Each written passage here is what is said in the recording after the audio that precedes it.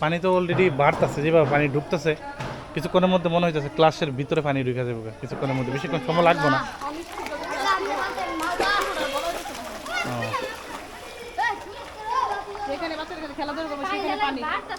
হ্যাঁ, বাচ্চারা যে এই মাঠের স্কুল মাঠের মধ্যে তারা খেলাধুলা করবে, কিন্তু এই মাঠের মধ্যে অলরেডি পানি জমে গেছে। আর ওই বিশেষ করে ইন্ডিয়া থেকে পানিটা নামতেছে এখানে, নামে পুরাই অলরেডি পানি এখান পর্যন্ত আইসে। কিছুক্ষণের মধ্যে ক্লাসের ভিতরে ঢুকবে, কিছুক্ষণের মধ্যে ক্লাসের ভিতরে ঢুকে যাবে। যে অবস্থা পানি যেভাবে বাড়তেছে, আর পানিটা তেমন বেশি একটা ভালো না। এটা ইন্ডিয়ার থেকে পানিটা আসছে একদম খারাপ পানি, দূষিত পানি।